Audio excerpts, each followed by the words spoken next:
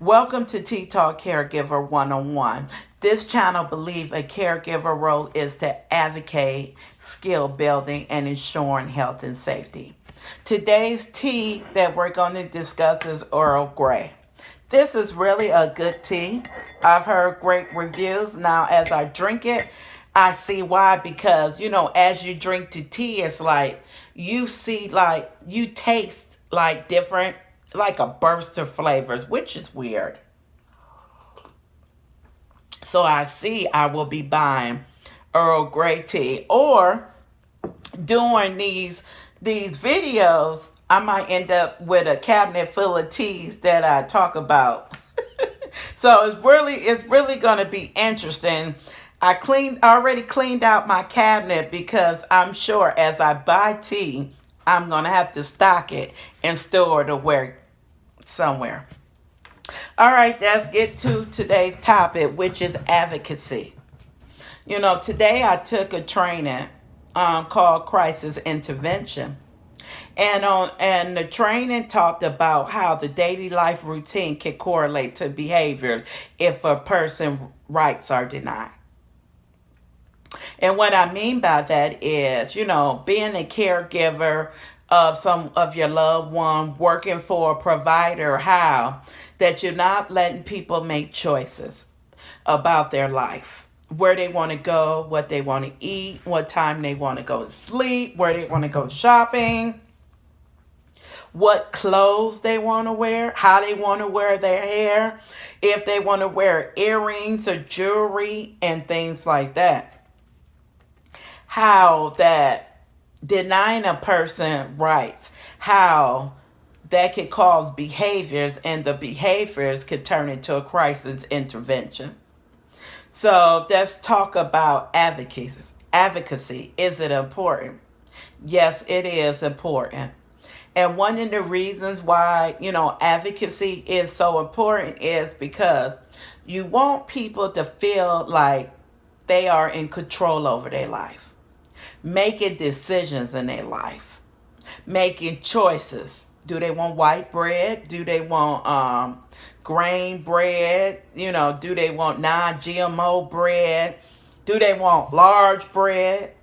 Do they want muffins, cornbread?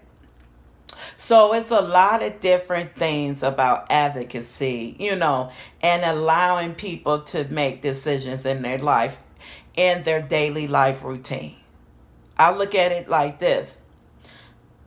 Do you want somebody to tell you what time to go to bed, what to eat, what to wear?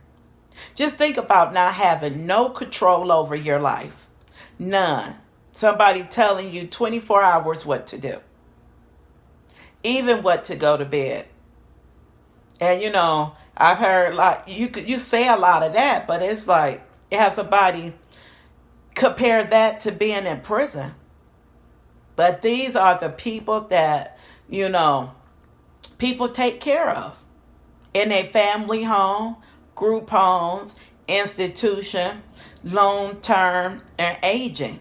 So we really have to really consider how important advocacy is, giving someone control over their life decisions. Let's talk about some of the domains. Let's start with living. Home. Do you write a grocery list? Do you help them write a grocery list?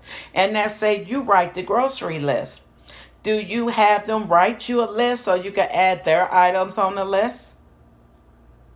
The meals you cook. Do you just cook the meals you like, or do you cook the meals they like? Or do you say, hey, I'm going to be cooking at 5 o'clock. Join me in the kitchen so we can make a light meal together. But that's one of the things that we're going to talk about on this channel, is that I have someone that would be joining in this channel, and she will be cooking, light meals and giving caregivers suggestions of how to get the individual to assist in the kitchen. But we will be talking about that at a later date. Because you want the person you care of take care of to make decisions about their life. What about clothes? Do they select the shirt they want to wear? Or do you just have clothes out in the morning? You just had them a pair of shirt. You have them a pair of pants.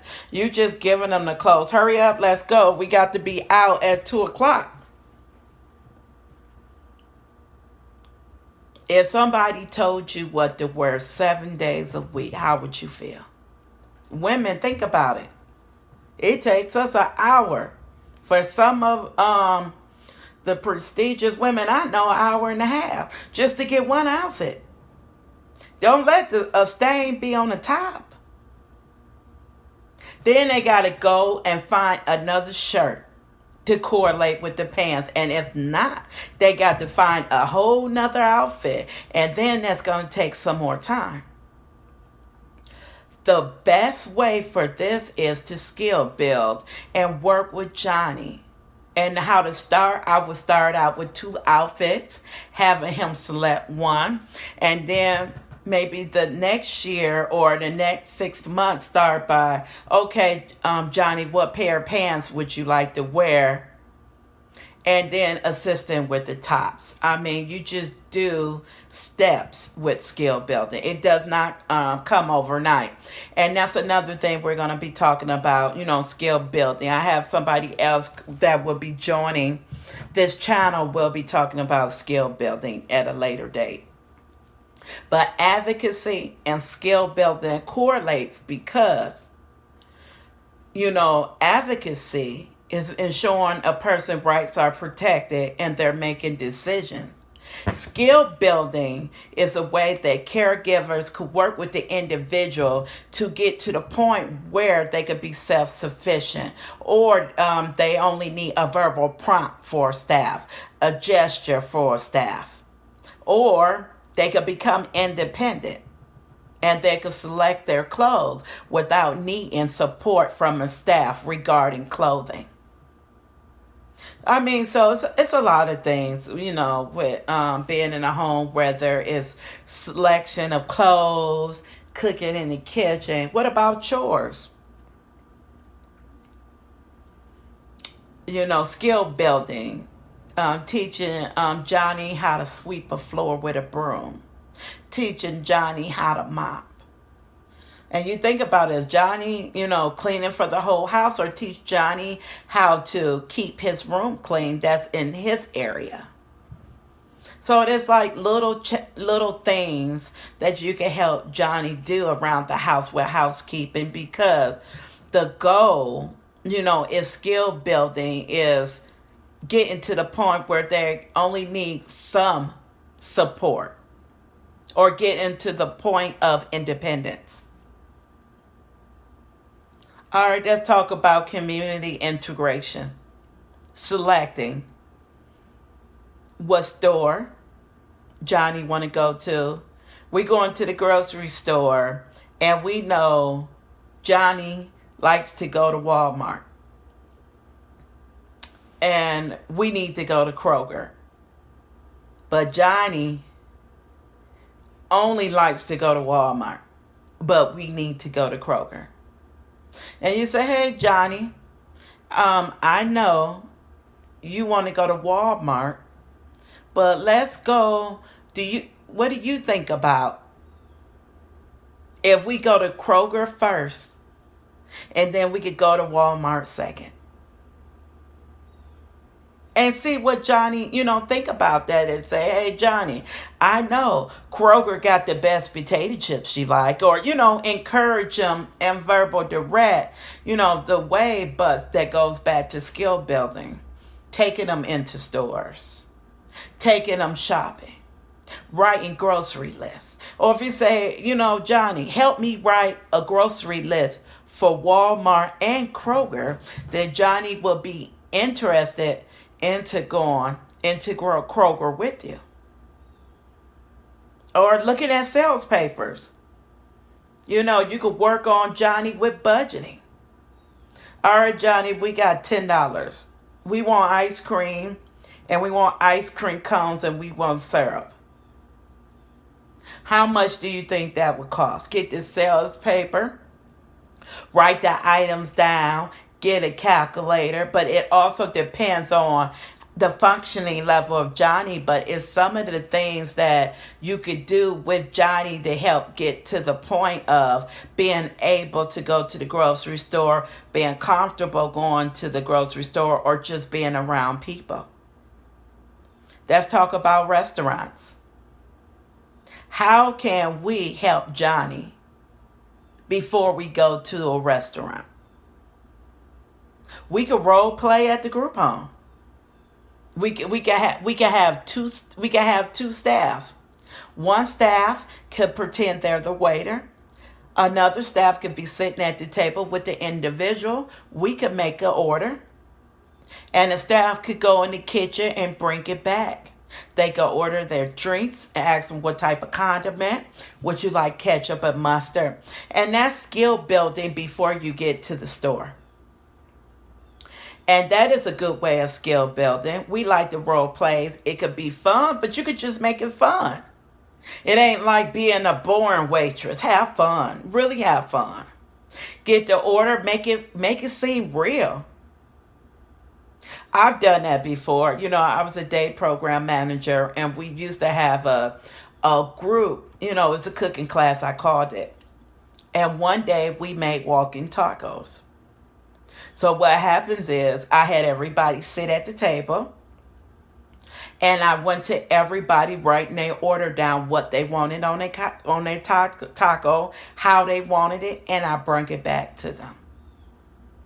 And that was a good way of role playing, because no, we was not in a restaurant, but that was a way that they was able to order their food, receive their food, and correlate ordering their food, getting their food, and teaching them how to socialize, how to talk to a waiter.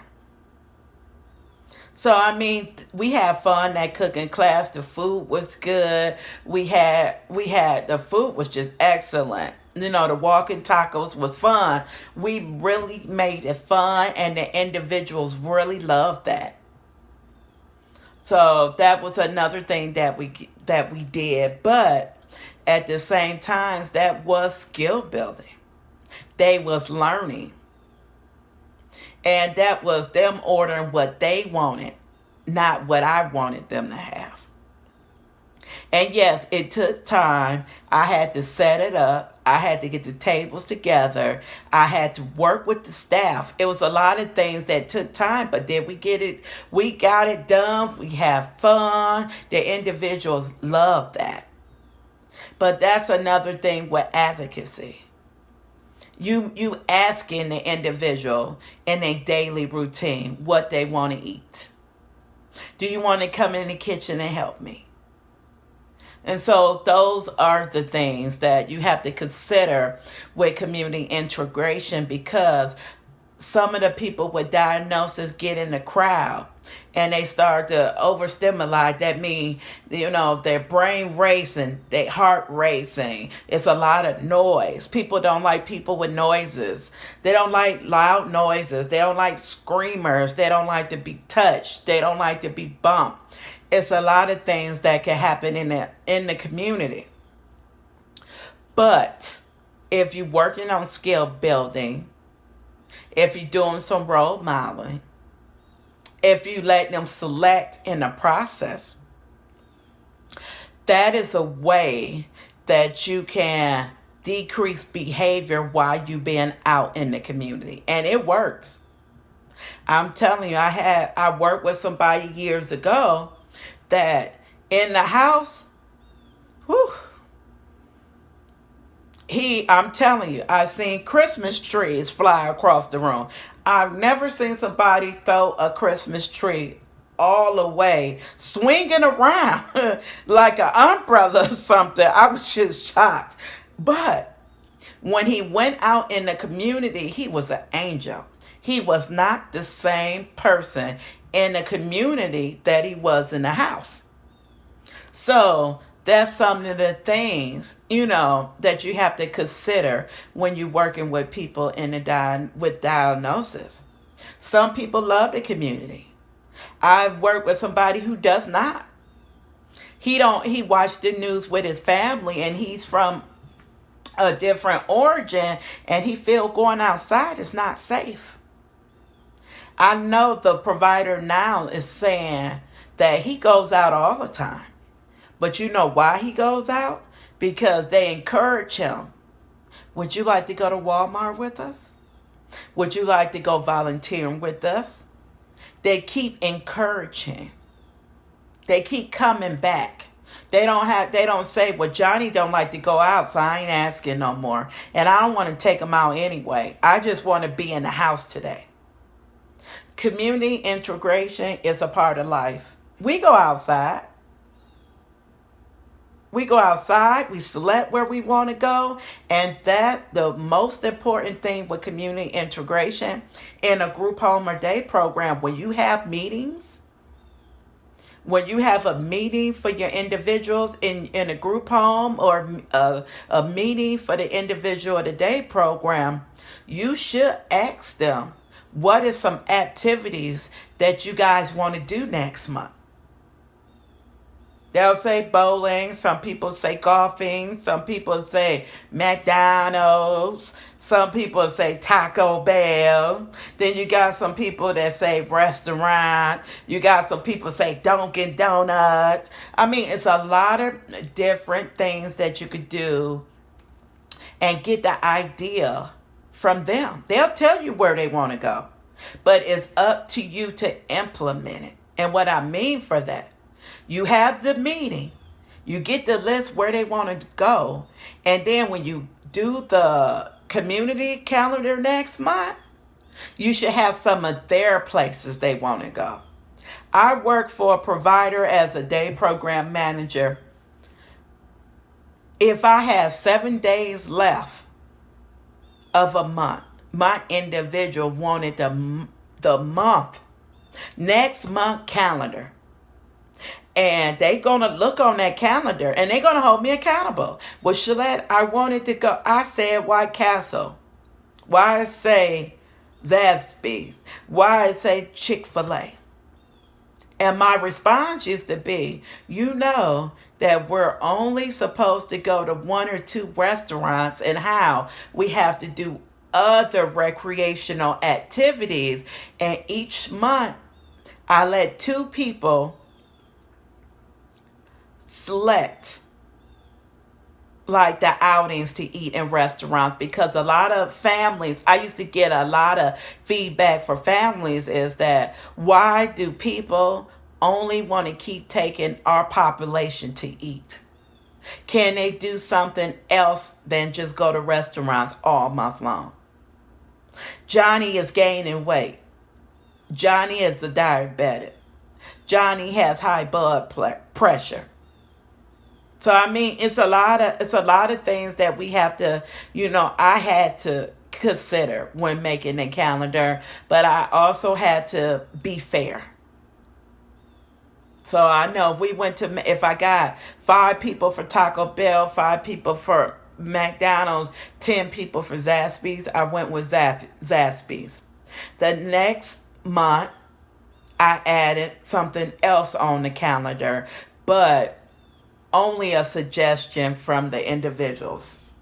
I didn't come out with my own, like a Mexican restaurant, because I want to go.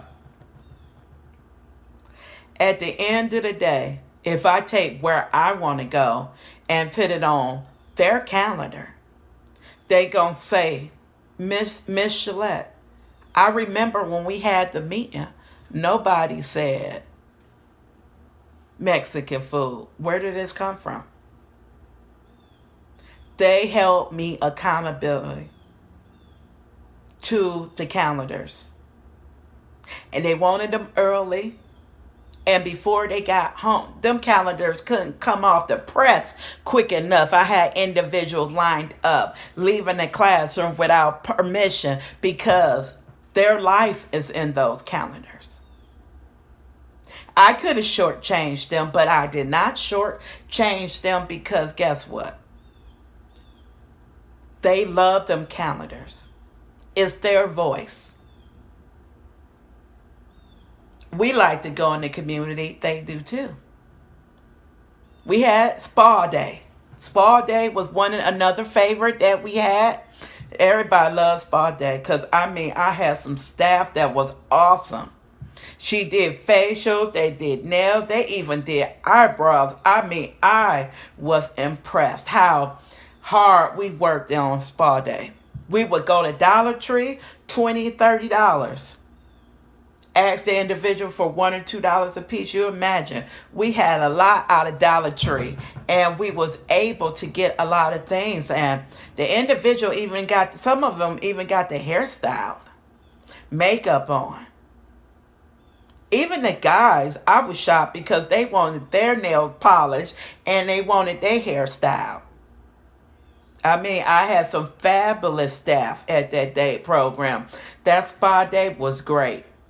They loved it and they enjoyed it. We even did hand massages. Run some lotion, clipping their nails. They loved that. But guess what? How many of us women at the nail salon? Getting our feet done, our nails done, picking out our polish. Our individuals want the same type of care. Not us telling them what type of polish. They want to go select the color they want. Spa day was a success. Cooking class was a success. The calendars was great. They loved it. You just have to be creative. And that wasn't my first time in the day program. So it was, I held another day program manager position. So it was kind of easy for me with the community integration. I just let them make an input on what, and where, and when, and how. And that's some of the things with advocacy. Because we can make the choices of our life. And that's some of the sad things that I've seen out in the community is when somebody make a decision for Johnny. Unless it's medical. Health and safety trumps everything. And that was the one thing that was my principle when I was working in the day program. They always knew Miss Shalette gonna always say health and safety first. We're not gonna go against health and safety. I'm gonna always encourage. I'm gonna always redirect. But when it comes from health and safety, they know I shut it down. Why? Health and safety. I taught about etiquette. I taught about safety rules. Yes, you have rights, but you also have the responsibility. And a lot of individuals used to play on the rights. I got a right. I'm going to run these hallways. And I say, you know what? Is that safe? No, Miss Shalette, that's not safe. What if you fall? How do I suppose to call your guardian, your family, and tell them you will not return home the same way that you left? I used to ask the individual, will your family be happy with me? My higher individuals used to be like, no, Miss Shalette, they're not going to be happy with you. They're going to be angry and they're going to be upset. And that's why I used to tell them, well, I have to ensure your health and safety always. Well, I'm about to wrap up this video. Please leave comments below. Please subscribe and a thumbs up for this video. If you feel like some things I've missed, please, leave comments. Or if you think some topics that you would love to see on Tea Talk, Caregiver 101, or you just want to leave a comment about some teas you want me to try. So those is a lot of suggestions I'm open to. We're just starting this channel and a lot of great things to come. More people are going to join. We're going to do a little cooking in the kitchen because we want our individual to be able to prepare light, safe, healthy meals. And we also going to go to businesses too. Some of the businesses that are friendly to the people with diagnosis. We're going to go and take tours, and we're going to go talk to the owners to ask them about some of the things in the business, how they make it friendly to the people with diagnosis, and what are the common accommodations that you've given to the staff and to the caregivers. Also, there are movie theaters out there that if the individual paid, the caregiver don't have to. And we're going to talk about that at a later date, like which movie theaters are caregiver friendly. Because in some theaters my staff used to go to, and the movies used to be like, we want money for both of you guys. We don't care if you're working or not. So those are some of the things those are some of the challenges that caregivers face because a lot of families don't have the money. And also, we talk about if the caregivers don't make the money, how can they take away from their family budget to take this individual out in the community? So it's a lot of things that comes with community integrations, a lot of things that go with advocacy because it correlates to the person's rights. Thank you for tuning in to this channel, and always remember a caregiver role is to advocate, skill building, and ensuring health and wellness. Peace.